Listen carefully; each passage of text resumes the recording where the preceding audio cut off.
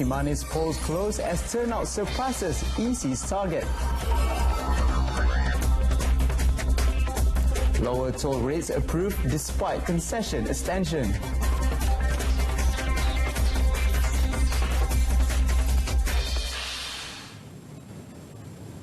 Good evening, you're watching News on 2 with me, Azlani Adani. All 19 polling centres for the Kimanis Parliamentary by-election today closed at 5 p.m. Polling began at 7:30 a.m. According to the Election Commission, voter turnout as at 4 p.m. was at 76.14%, surpassing EC's initial target of 70%. A total of 29,664 registered voters were eligible to vote in the by-election. The voter turnout for this by-election reached more than 70% as at 3 p.m., surpassing the EC's initial target of 70%. The by-election was a straight fight between Parti Warisan Sabah, Warisan candidate Datuk Karim Bujang, 67, and Datuk Muhammad Al-Amin, 48, from Barisan Nasional. Both candidates had cast their votes as early as 9 a.m. at Sekolah Kebangsaan Kimanis and SK Our Lady of Fatimah Kampung Kelatuan, respectively, in Kimanis. EC Deputy Chairman Dr. Azmi Shahram earlier said the video cameras installed at all 68 polling streams for the polls seems to run smoothly without disrupting the voting process.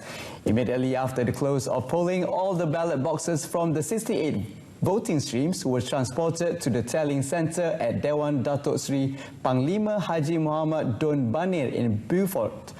The EC is expected to announce the election result around 10 p.m.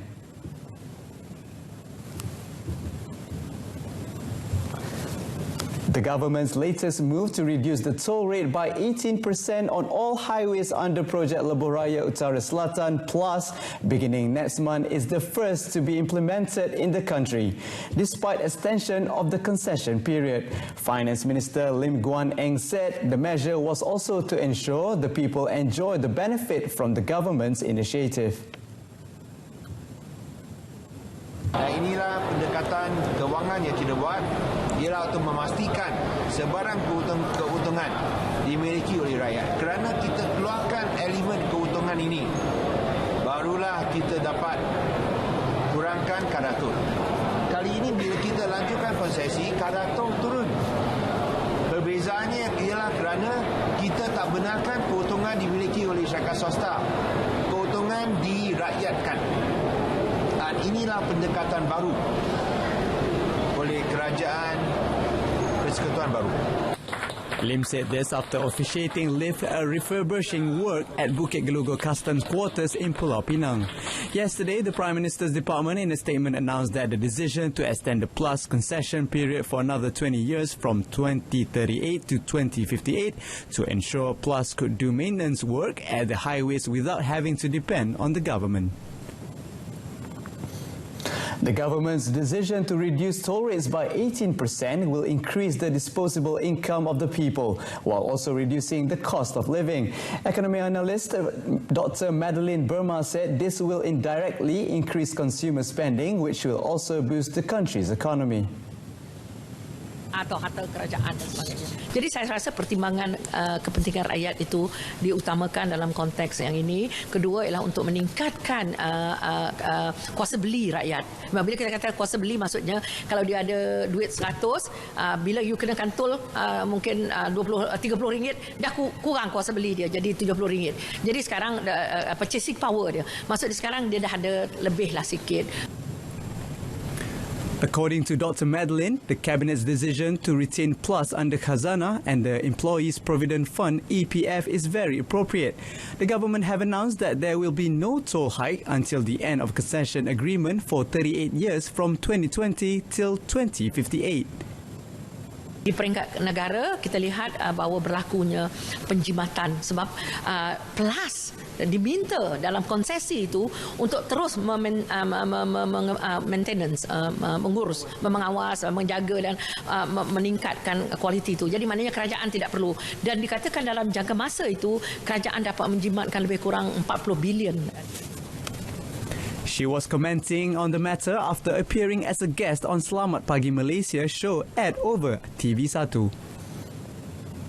Around 200,000 additional influenza vaccines will be brought into the country in stages beginning this month to February. Health Minister Datuk Sri Dr. Zulkifli Ahmad said 16,800 vaccines out of the 200,000 is already available in the country. Yang akan sampai, yang akan arrive 15,000 lagi pada 20 Januari ini dan 67,000 dosis yang lain akan seterusnya akan sampai arriving 27 Januari ya. Dan bulan ini menjadikan sejumlah hampir 100,000 dosis yang akan sampai dalam bulan Januari ini saja ya. The minister added that his ministry will continue monitoring the virus's trend in the country. Speaking to the media after officiating the 2020 Health Carnival organised by Malaysian Medical Association (MMA) at Bangunan Peladang in Petaling Jaya, Selangor, Datuk Sri Dr. Zulkifli also advised health practitioners and private clinics not to overcharge the influenza vaccines. Harganya ada antara 50 hingga 100 ya. Jadi kalau boleh janganlah go beyond that ya. Itu yang saya faham. Kami tidak mengawal harga tapi secara menasabahnya itulah dia ya. Saya sangat mengharapkan pihak yang bertanggungjawab care providers tidak meningkatkan harga yang keterlaluan ya. 5 Indonesian fishermen have been kidnapped off Tambisan water in Lahad Datu on Thursday. Confirming this, Eastern Sabah Security Command ESCOM Commander Datuk Hazani Ghazali said the incident was only reported yesterday and ESCOM had deployed its asset to locate the victims. When contacted by RTM, Datuk Hazani said the incident was believed to occur between 9 p.m. and 10 p.m. Meanwhile, Sabah Police Commissioner Datuk Omar Mahmah, when met by reporters, said the fishermen were abducted by a kidnap for ransom group and believed to have been taken to southern Philippine waters.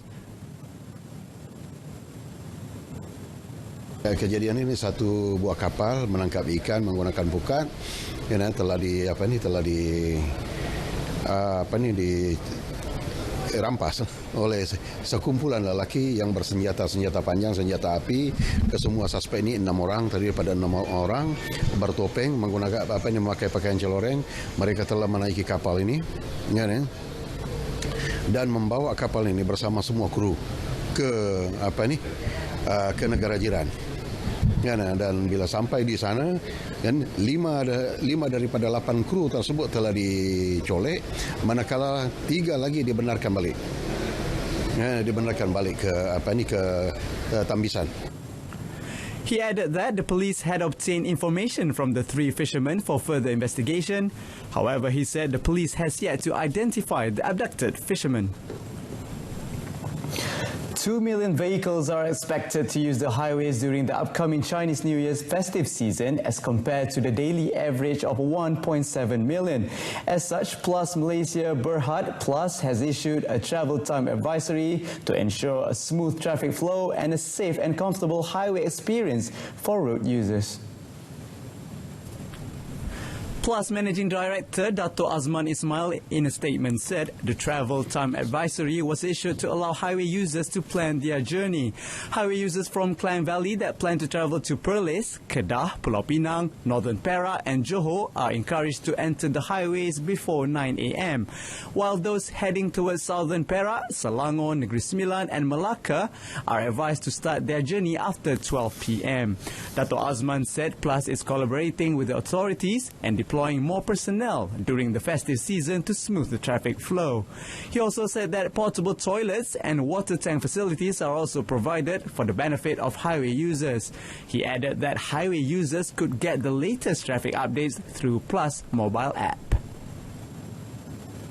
Johor will be keeping a close watch on the water levels of all dams in the state. Meanwhile, the public are advised to wisely use and not to waste the water supply. Johor State Exco Jimmy Puah Wee Se said the state government will be collaborating with Energy, Science, Technology, Environment and Climate Change Ministry to conduct cloud seeding operation. Sekarang kita sudah masuk satu musim cuaca kita menuju di mana akan jadi lebih panas, kurang hujan. So, walaupun sekarang rasanya paras air itu boleh diterima, memuaskan, tapi harap juga rakyat faham sumber air itu akan yang ada panasan.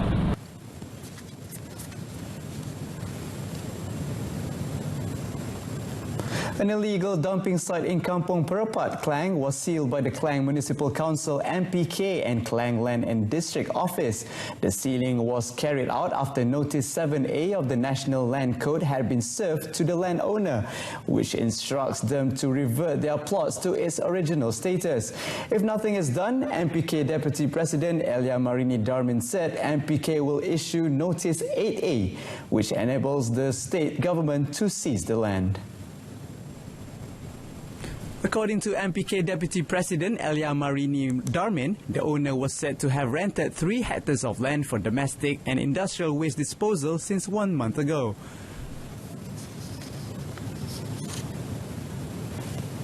Hasil daripada semakan dan juga risikan yang kita buat, kita dapati tanah ini disewa, dan juga kita juga mengenal pasti beberapa jentera dan lori yang digunakan dalam proses penambakan menggunakan sampah haram ni. Jadi kita bekerjasama dengan pihak PDRM untuk mengesan lokasi dan juga alamat pendaftaran jentera-jentera itu, dan kita dari situ kita boleh kesan dan tindakan pengukusan jika notis kompan boleh dikenakan. Last year, a total of 18 areas were identified as illegal dumping sites in Klang. 91 vehicles involved in illegal dumping activities were also seized. Besides that, she also said that the local authorities are in the process of installing closed-circuit cameras at the 2-kilometre stretch of Jalan Kampung Kebun Nenas, Pulau Indah, to prevent illegal dumping. Coming up, a Malaysian Media Council could be formed this year.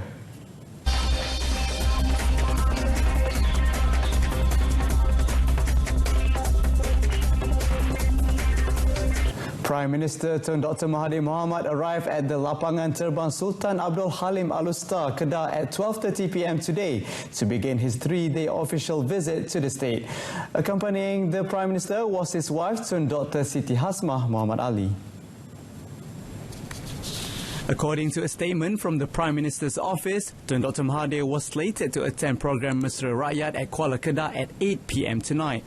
While tomorrow, Tun Dr. Mahathir will be visiting the Advanced Moving Bed Bioreactor site at the sewage treatment plant in Pantai Tengah, Langkawi.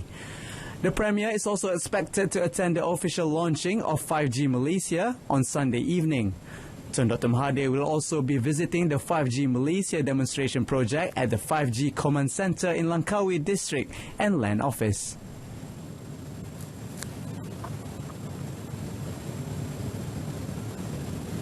Langkawi has been selected as the first location for the implementation of 5G demonstration project, 5GDP. The Malaysian Communication and Multimedia Commission MCMC project, which started in October last year with an investment of 143 million ringgit, is being carried out for a period of 6 months.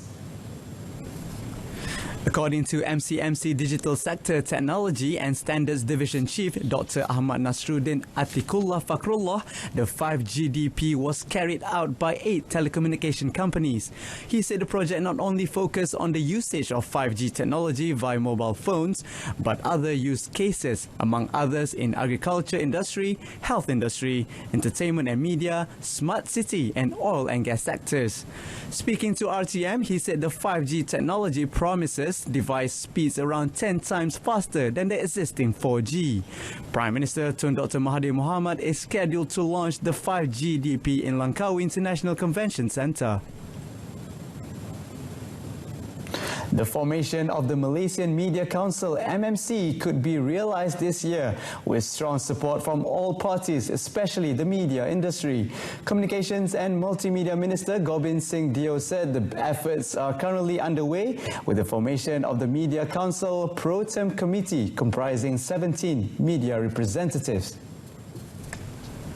According to Gobin, the committee will be responsible for studying existing laws and proposing relevant amendments besides coming up with plans for the structure of the Media Council. Thus, any difference in opinions or suggestions need to be channeled directly to the committee for further action.